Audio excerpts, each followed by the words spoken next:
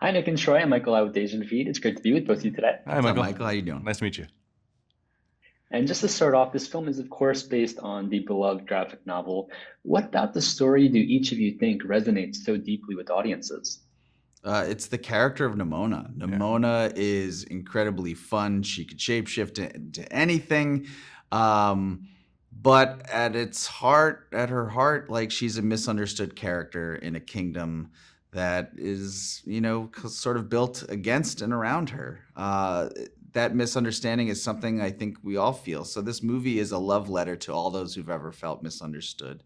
And in particular, the graphic novel has touched the LGBTQ plus community in a way that was important for us to do that in a truthful and honest way. Yeah, I agree. Just to build off that, I mean, it's I think refreshing to find a character like Nimona who's just confident and unapologetic in who they are, and is not willing to compromise that.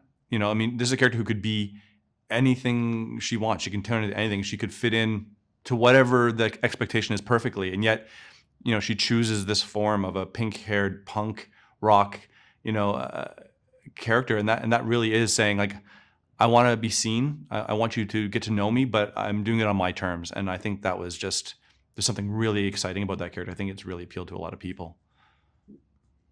Amazing. And the film definitely featured stunning visuals. Can each of you just tell me a bit about building this world and bringing the film to life? Yeah, I mean, Andy's graphic novels gave us this incredible canvas of a medieval future, right? I mean, it's opposite ends of a fantastical, imaginary, timeline. You got the ancient past of castles and knights, and then you've got flying cars and lasers.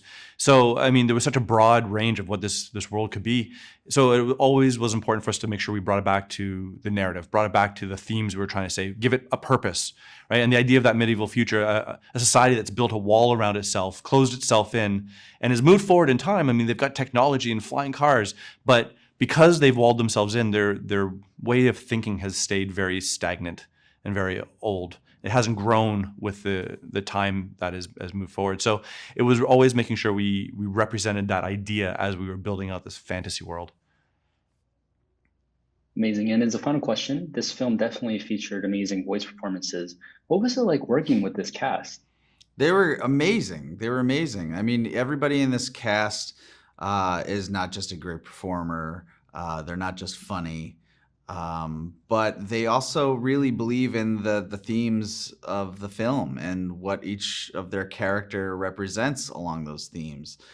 So they were incredibly passionate about getting the story right, getting the character right, and just so much fun to play with in the room. Because at the end of the day, we're still making a comedy, Yeah. and just bringing that fun and bringing that soul to the characters.